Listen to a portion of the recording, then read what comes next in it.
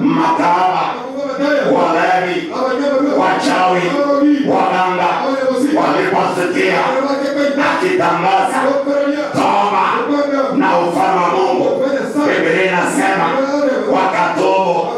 Lakini sikiza vile Yesu anasema, lakini hata baada ya wale waliokuwa kanisani walioikataa toba kuona walevi wametubu,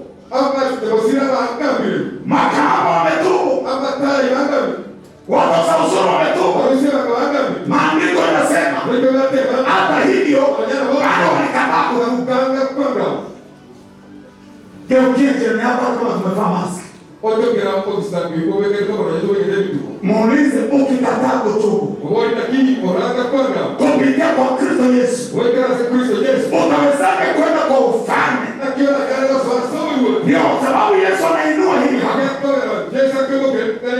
anatupa onyo kali kabisa sana wale ambao tuko hapa ndani leo. Haleluya, haleluya. Usiniambie hata wale ambao wananisikiza kule nje wajue ya kwamba toba, toba, toba, toba, toba, toba na ufalme wa Mungu zinashikana pamoja kama chanda na pete. Toba na ufalme wa Mungu. Marko 6. Marko isarare. Nasoma mstari wa 12.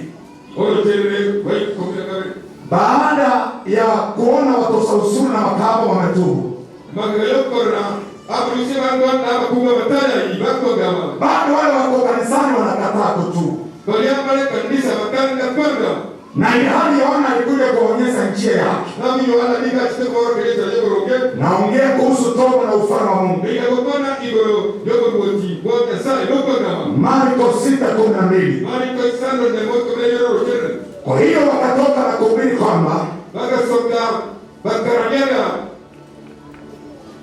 wakatoka na kuhubiri kwamba inawapasa watu kutubu na kuacha dhambi. Wakatoka wakihubiri kwamba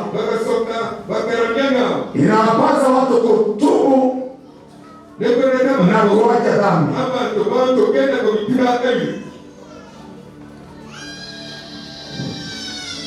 Maandiko yanasema hapa, Marko 6:12. Kwa hiyo walitoka na kuhubiri kwamba inawapasa watu kutubu na kuacha dhambi.